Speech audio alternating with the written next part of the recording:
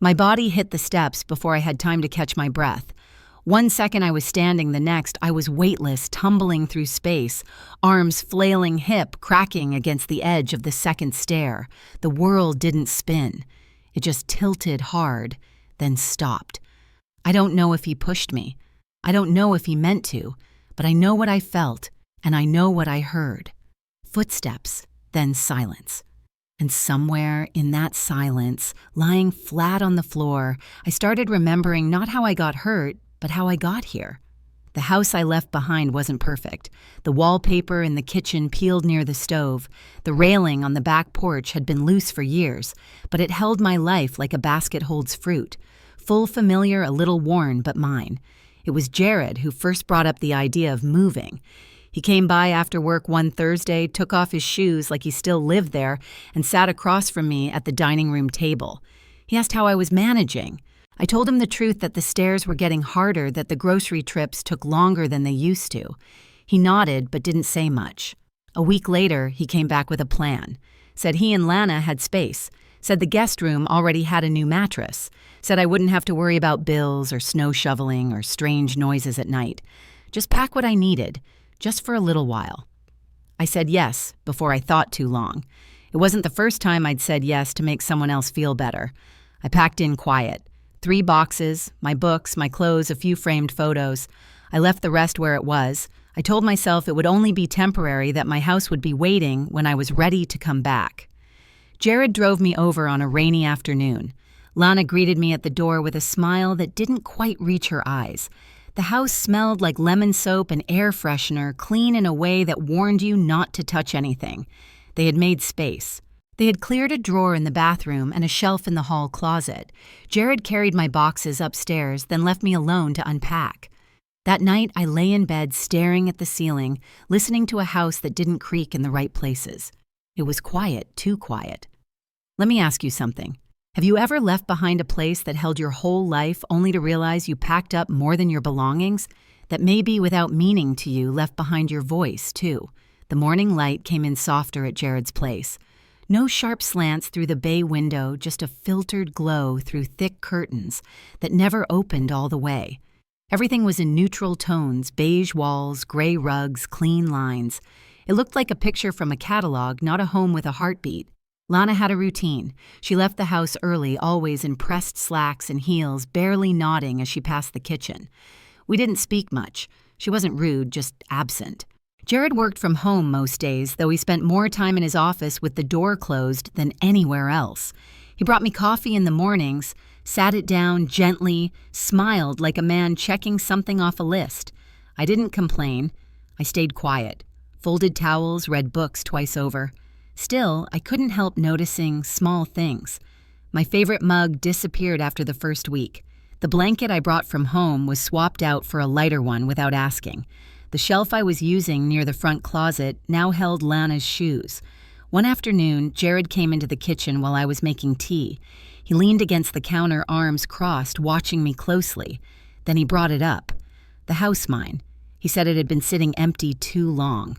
That break-ins were getting more common in the neighborhood. That insurance didn't cover neglect. He said I should think about letting him manage it just for a while. Rent it out. Keep the place from falling apart. I hesitated. I still had the keys in my purse. I still thought of it as home. But Jared's tone was calm, reasonable. He said I wouldn't have to lift a finger. He would take care of everything. I could keep the income. He would just handle the setup. A few days later, he handed me a folder, several pages of typed forms. He flipped through them quickly, pointed where to sign. I asked about a few things, but he brushed them aside, said it was standard language. I signed where he pointed. My hand shook a little, but I didn't let it show. After that, he seemed lighter, happier, even said it was the right decision, that he was proud of me for being practical. I smiled back, but something inside me settled in the wrong place. That night, I stood at the window and tried to remember the sound of my old house, the hum of the refrigerator, the way the floor creaked near the hallway, the quiet moments I had once called mine. But the silence here was different. It didn't hold memory. It held something else, something I hadn't named yet, something that had already begun to take up space. It started with a letter that never came, I waited for the usual property tax notice. January had come and gone, then February. Nothing arrived. At first, I told myself it was a clerical delay. Maybe the mail was slow. But a part of me knew better. I didn't say anything to Jared. I watched him carefully. He seemed relaxed more than usual, smiled more, talked about his new project at work, joked about how Lana wanted to redecorate the living room again. He never mentioned the house. One morning, while Jared was out running errands, I took a bus across town. I didn't go to the old branch of the library where people might recognize me. I went to the new one near the Civic Center. I asked for access to the public land records terminal and sat down at the screen. The system wasn't hard to use. I had helped people navigate it for years, back when I worked reference. I typed in the address, my address, the page loaded, parcel ID lot size built in 1980. And then it hit me. The owner was listed as Lillian Fox. I sat perfectly still. Not a company, not Jared, not me, a stranger. A transfer recorded 6 weeks ago. Paid in full, deed recorded, complete. The screen stayed bright, but everything else faded. The hum of computers, the shuffle of papers around me, the click of someone's pen tapping against a desk. I didn't hear any of it. I printed the page, folded it into my bag, walked outside into the cold. The wind pushed against my coat, and I let it. I sat on a cement bench near the bus stop. The document felt heavier than it should have. I stared straight ahead, not moving until the next bus arrived. I didn't get on. That evening, I cooked dinner for myself in silence. Jared came home late, kissed the top of my head, like always asked what I was reading. I held up a magazine without looking at him. He never mentioned the house. I didn't either. Instead, I watched. Not just him, but Lana, too. The way she smiled just a second too long when she passed me in the hallway. The way her voice lowered when she took calls in the other room. The way the key hook by the front door suddenly held a new key fob I'd never seen before. I made no accusations. I asked no questions. But every night I read and reread the printout from the library. I traced my name in my mind. The one that should have been on that deed. The one that wasn't. I wasn't angry. Not yet. But something inside me had shifted. A weight I didn't recognize. A silence that no longer felt like protection. It felt like erasure. And I wasn't ready to disappear. I waited 3 days after the discovery. Not because I was uncertain. I needed the quiet to settle. I needed to see Jared the way he truly was, as not the way I used to picture him. It was Saturday morning when I asked him to meet me out back. The garden behind their house was small, with a few raised beds and a metal bench tucked under a fading maple. I stood near the rosemary bush, holding the printed property record in a manila folder. Jared stepped outside wearing a sweatshirt and sneakers, sipping from a to-go cup like he had somewhere better to be. He glanced at the folder, then at me. I handed it over without a word. He flipped through the pages, his eyes scanning fast-mouthed tight. Then he looked up. His expression didn't change. Not surprise, not guilt. Just that same calm face he used when telling bad news like it was nothing. He said I had misunderstood that things were complicated, that sometimes ownership needed to shift for legal reasons. He said the house was still ours, that nothing had really changed. I didn't speak. I waited. He exhaled, irritated now, said he and Lana had been covering a lot. Bills, maintenance, everything.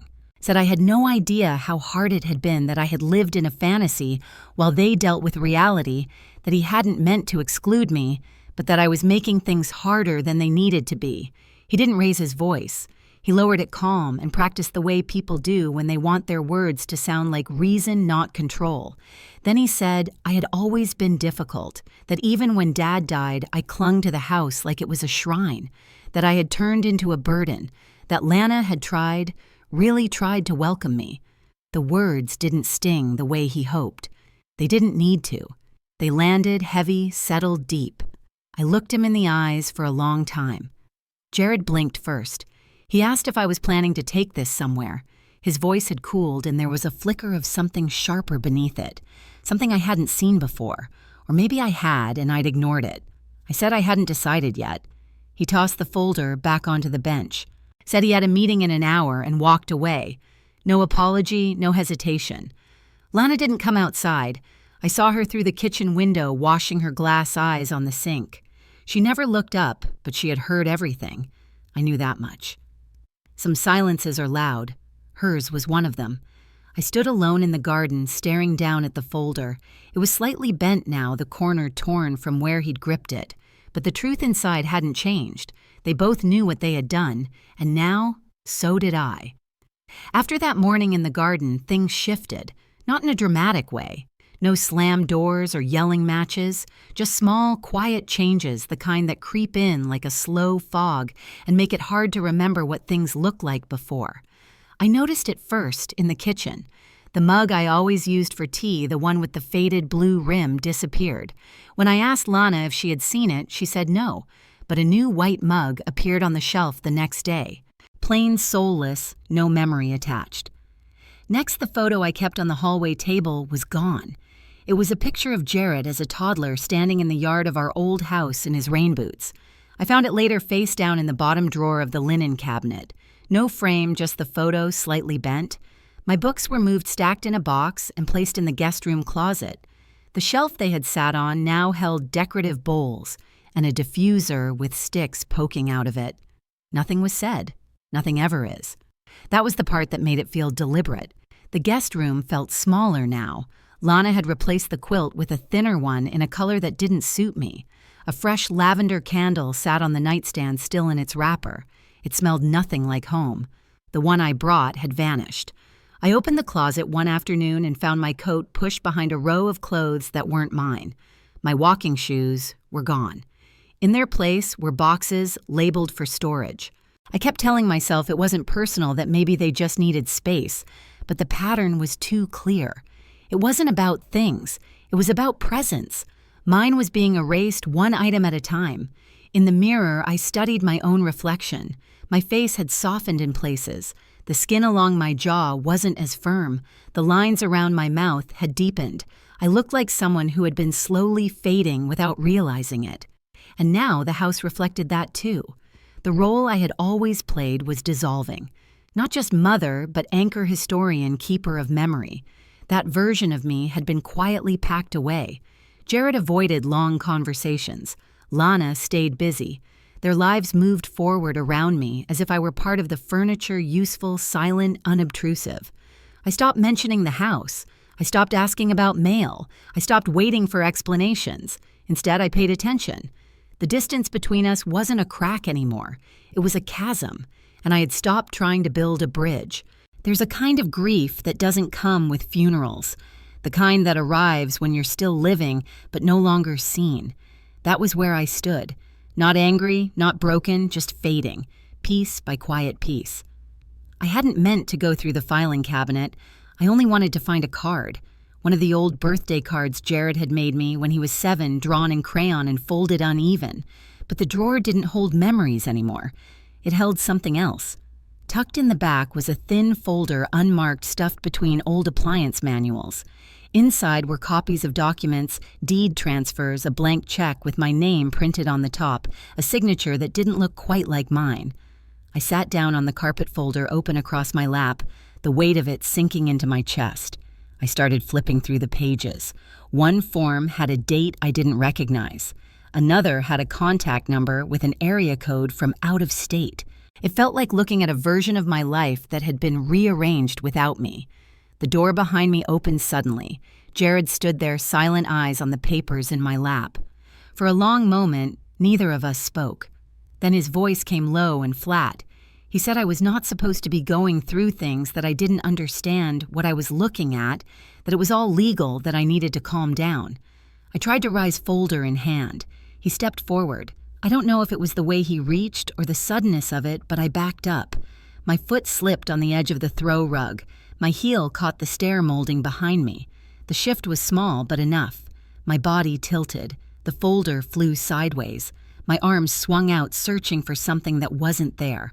Then everything went white. When I came to, I was flat on my back at the bottom of the stairs. My right side screamed with pain, and my shoulder felt wrong, dislocated, or worse. The light above the stairs flickered. I could hear the refrigerator humming behind the kitchen door. Jared was gone. No footsteps, no voice, just the low whir of the house continuing without me. I must have passed out again, because the next time I opened my eyes, there were strangers in uniform. A paramedic shining a light in my eyes. Someone asked my name. I could barely form the word. They said Jared had called them, said he told them I fell. They asked if I had a history of dizziness. I couldn't answer. At the hospital, I was placed in a hallway bay curtain half drawn. They ran scans, confirmed a broken collarbone and deep bruising across my ribs. A nurse brought pain meds and water in a paper cup.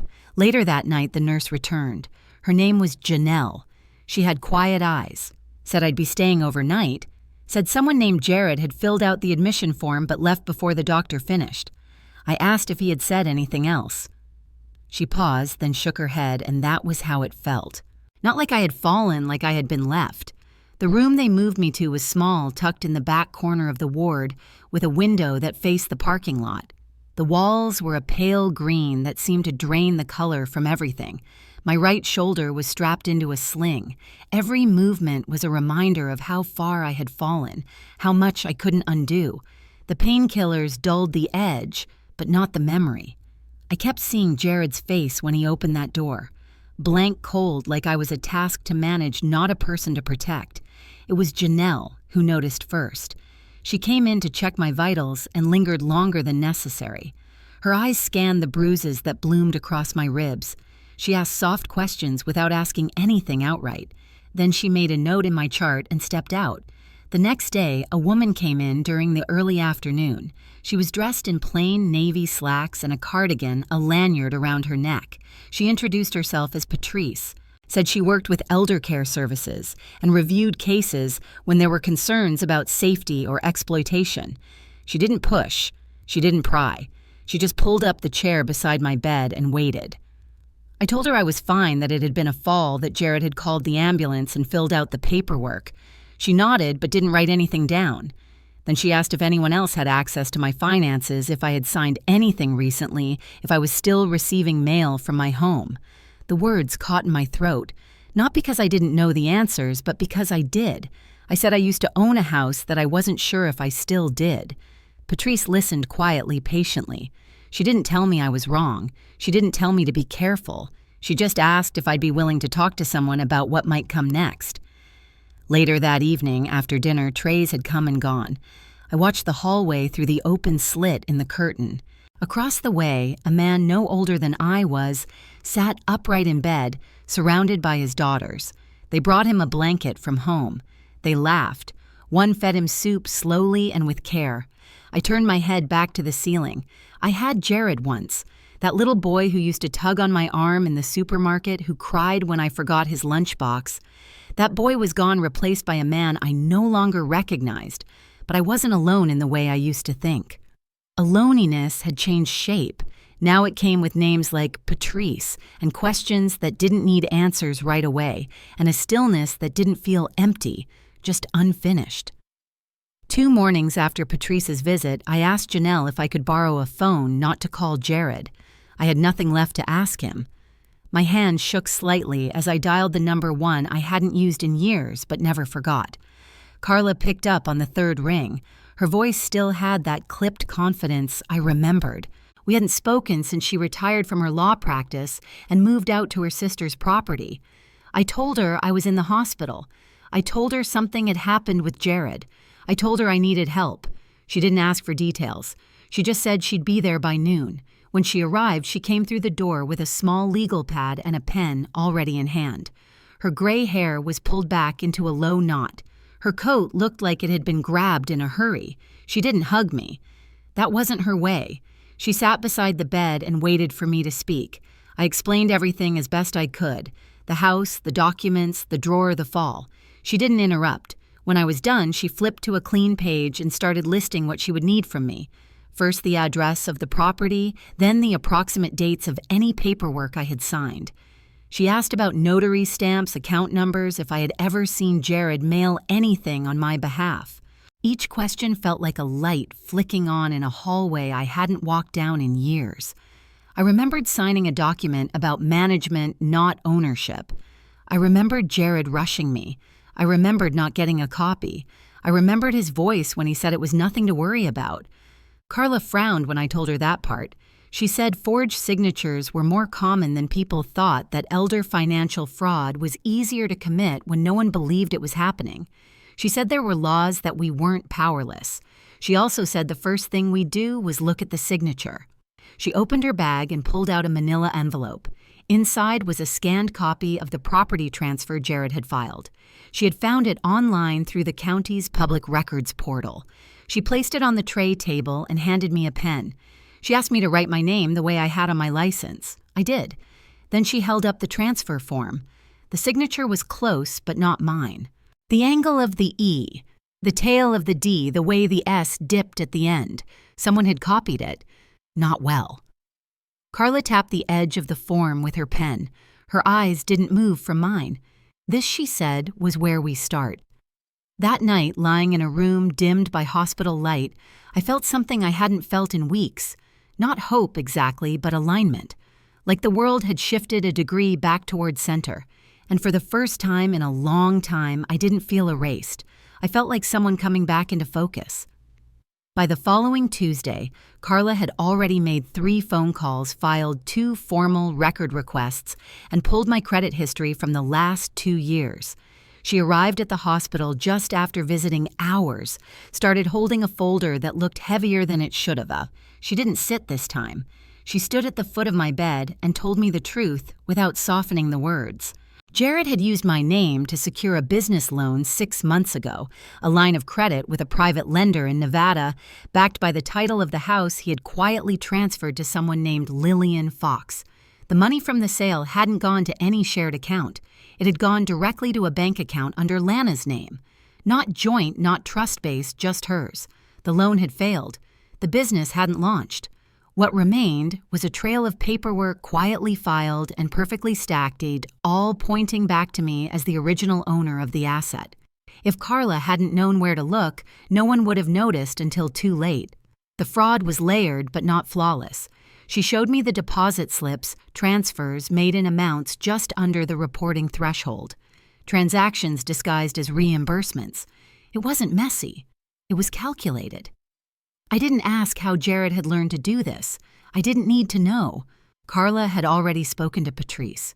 The two of them worked well together, calm but methodical. Patrice had submitted a report to the County Elder Services Division. Carla was preparing a complaint to the State Financial Crimes Unit, but it would take time. I asked what would happen to the house. Carla said we had a chance, that since the deed had been fraudulently executed and the signature disputed, we could petition to void the transfer. If the notary used was proven illegitimate, the sale could be rolled back. But it depended on timing and on what the buyer knew. There were still gaps, still questions about the lenders and whether Jared had other debts I didn't know about. But for the first time since the fall, I felt like I wasn't drifting. I felt anchored. Later that afternoon, while Carla met with hospital staff about getting my discharge arranged, I sat by the window and looked out over the parking lot. Snow had started to fall again, light and drifting sideways in the wind. I thought about Jared's voice when he used to call me Mom, how it had changed, how long it had been since I'd heard him say it without that edge of impatience. And I thought about Lana, about the way she had moved through that house like I was a misplaced object, a reminder of something she wished Jared would leave behind. But I was done being misplaced. I was done being silent with Carla and Patrice. I had the right people beside me, people who saw me not as a burden, not as a mistake, but as someone worth fighting for. And that, for now, was enough to begin. I left the hospital 2 days earlier than expected. Carla arranged for a driver to take me to a temporary apartment near the city center. Small but clean. It had a kitchenette, a firm bed, and a window that caught the afternoon light. Patrice checked in once a day by phone. The rest of the time, I sat with the paperwork, rereading everything Carla had uncovered. On the 3rd day, I asked Carla for one favor. I wanted to speak to Lana alone. Jared was out of town, supposedly meeting with someone about refinancing a project that no longer existed. It was the only window I'd have. Lana didn't know I was coming. I showed up at the door with my right arm still in a sling. She opened it just enough to see me, then stepped aside without a word. The house smelled like citrus cleaner, the same smell it always had, sterile, unwelcoming. She offered tea, then poured herself a cup and left me to sit at the dining table.